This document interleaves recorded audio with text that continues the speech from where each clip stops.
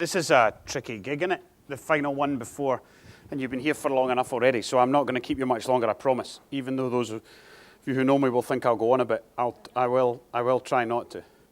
I want to do two things. I want to take a moment at the beginning to celebrate what you've done, and then I want to perhaps challenge us about where we can go next. But before I do that, let me say I'm rarely third choice.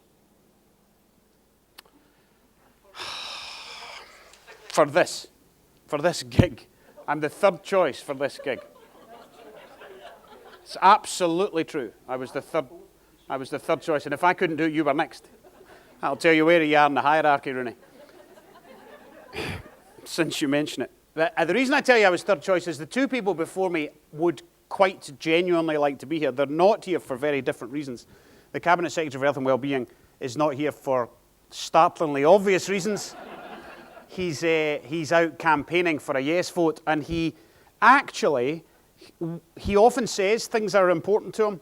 When he says sepsis is important to him, those of you who have heard him speak, he actually means it. He has a son who survived quite close trouble with sepsis when he was a young boy, and he has a very personal story to tell about sepsis. The first time I met Alec Neil was 2 years ago. He had started that day in the job, and we had written him this wonderful speech. I've since learned that it was nothing to do with sepsis. He does this with all his speeches.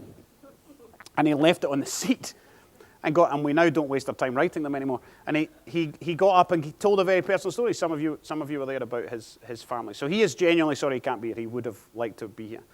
And next choice was Paul Gray, the Chief Executive and the Director General for Health and Wellbeing, but he just flew back from Canada and is jet lagged and exhausted, and we knew he wouldn't be able to do it. So he is not here either, so you get me. I'm slightly more handsome than either of them, but not as senior. Indeed, only in this slightly dark. That was my punchline. You took it. I want to take a moment for you to realise what you and many others outside this room have done. This came from nowhere. This is a collaborative within 4 other collaboratives, 3 other collaboratives. It comes from the will and personalities of Jane Mirkin, actually, who isn't here, and then a moment with Ros Gray, where we took Alison Hunter aside in a room in a hotel and said, Alison, you know how you've just taken this job and you thought you were going to be doing this? We'd like you to do sepsis. Alison finds a friend or whatever, a partner in crime in Kevin, and the rest begins to happen. It shows what you can do when you're not ready, when you've got no outcome measure, when you've got no method, and you've got enormous will and personality and drive, and a network of people who can then take your thing and run with it. And look what you've done. Neither of you took the credit for any of that, and yet other teams inside the system, and I know it's not just you, I know it's loads and loads of other people. It's partners in NES, it's partners in the boards, it's hosts and hosts of other people. But I think Alison and Kevin have been, and maybe Dilip, maybe, but Dilip's not here, so let's not bother. I think you should give them a clap.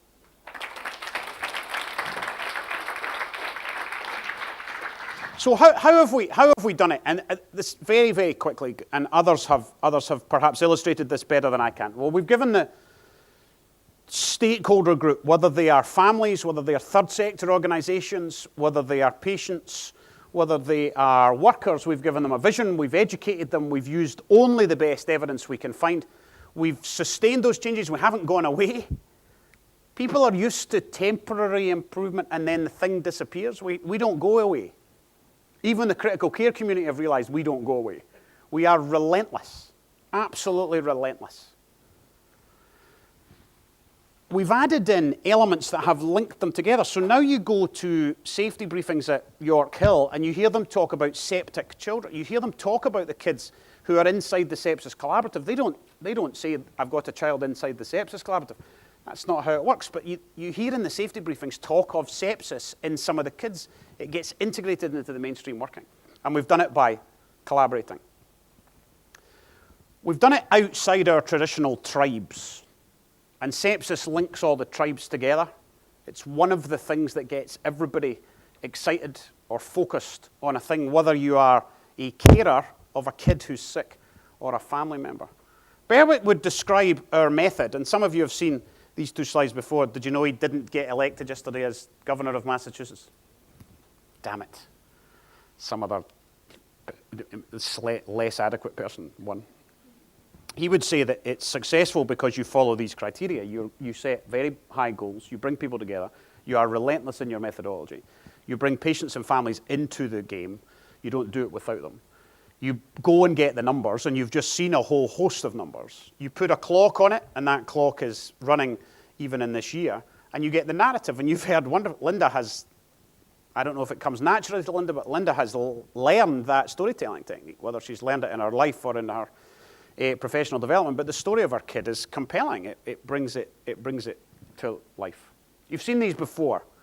So just take a moment to remember what it is you've managed to achieve. This is Lothian's time to first antibiotic dose. This is sepsis 6 overall compliance. What could we do? So how could we get even better? This is 1978. There's a bomb in Gran Canaria airport, and a host of planes from all of the islands are redirected to Tenerife because they can't land at Gran Canaria. So they're where they weren't expecting to be. And there are 2 747s on the runway because they've had to park the planes on the runway or on the taxiways because there's too many planes in Tenerife. And some of you will remember this tragedy. There's a KLM 747. It's foggy. Nobody can see. The pilots can't see in front of themselves. The air traffic controller can't see the runway, nor can he see any of the planes. There is no ground radar, so he doesn't know where the planes are. The pilot thinks he hears a takeoff order. The air traffic controller says he never gave the takeoff order, and the tapes say he never gave a takeoff order. But the pilot who survived sincerely believes he got a takeoff order. 573 people died when the 2 jumbo jets hit each other. It's the greatest tragedy in aviation history. 30 years later, Sullenberger takes off from JFK Airport and hits a flock of geese 3 minutes after he takes off. 3 minutes. He's not flying the plane, his first officer's flying the plane. And the geese completely cover the windshield. I know it's not called a windshield, whatever the thing is called. The window. There must be a better name. It takes out all of the engines on this A380, A320. There are 150 passengers and 8 or 9 crew on it. And Sullenberger immediately tells JFK that they're coming back. And they say, okay, come back. He then says, I can't come back. I've got no power. Can I land at X airport in Newark because I'm closer? They say, yes, land there. He says, oh, I can't. He's now 4.5 minutes in. He turns around and the only thing in front of him is the Hudson River. And he glides the plane onto the Hudson River and lands 6 minutes after he takes off with no loss of life. The biggest injury was a gash on a stewardess's leg. 150 people walk out, a bit cold and damp, but fundamentally alive. Well, how do you get from there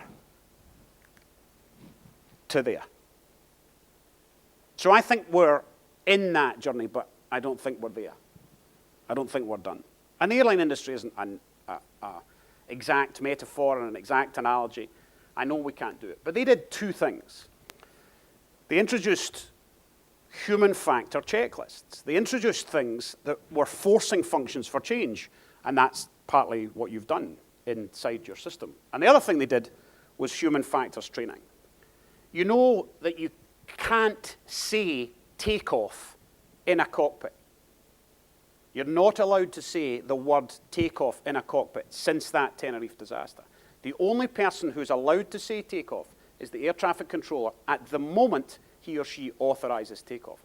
That's why when you're in a plane, you hear the word departure all the time. You never hear the word takeoff.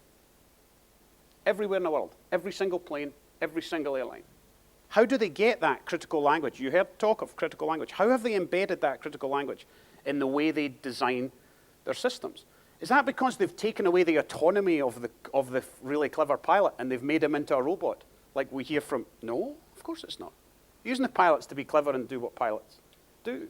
The critical language is the avoidance of that work. They've removed the hierarchies from inside the cockpits. So how could we take what you guys have developed and learned and integrate it more completely into the stuff that's mainstream. So how do we get sepsis into a routine thing, the deteriorating patient work, the early warning scoring? And that's what you're beginning, I think, to see and to do. So this is in the news. I have so many, I've got pews and mews and news, and frankly, I can't keep up. But inside the early warning scoring, infection is contained inside it. This happens to be Paisley. Sorry, I didn't really want to show Kevin's data, if I'm completely honest, but it's Paisley's data. That makes it in some way Kevin's responsibility. He's going to take responsibility. And this is bundled with sepsis included in a broad early warning scoring bundle. There's one other story I want to tell you before we're done. When I was on call, and my life flashed in front of me outside because there are two senior charge nurses here who I remember their first day at work. How many years ago? 16 years ago? You can't remember. You can remember fine. And Ian Holland, who's one of my colleagues when I had a proper job in neurosurgery, I used to always do, Christmas is quite important to my family, so I used to always do on-call at New Year. So I was on call at New Year. The only time I've ever operated on Hogmanay, Glasgow's Hogmanay, the only time I've ever actually been scrubbed at Hogmanay was a 35-year-old gentleman. I've never forgotten his name. His name was Colin. And one of you may have been on the ward that day. It was many, many years ago. And he was a learning disabled adult in residential looked after care. He had Down syndrome. He was about 30, maybe 35. And he'd been oddly sick for days. And nobody had really known what was wrong with him. He had really no external signs of much. And he started to chew the door handle of his room. And they thought, well, maybe we should do something. That doesn't look like normal behavior for Colin. So maybe we should send him in. And they sent him in, and he had an impacted wisdom tooth that had become hugely decayed on the lower left quadrant of his mouth. And he had 1.5 litres of pus removed from his throat. He had most dental abscesses, as you'll know, go out the way, but they take the path of least resistance, and his had chosen to go in the way. He couldn't open his mouth. He was intubated blind through his nose before the days of nice fibre optic cameras by a very experienced anaesthetist listening. Did you ever meet the anaesthetists who could listen? They can't do that anymore. They use technology now. And he survived.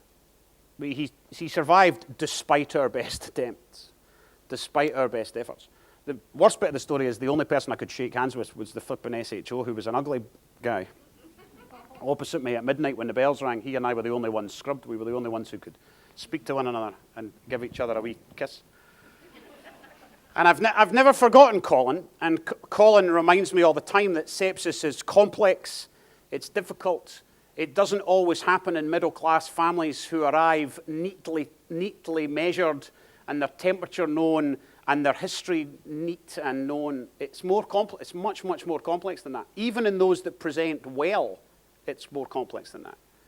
So we have to now think about those in the periphery, those who are vulnerable, those who find it difficult to access our care. So that means the ambulance service doing more. It means the primary care system doing more. It means the care system doing more. So it means us spreading that same word with our red stripy socks out into all of those communities to make it better. Thank you very much for listening.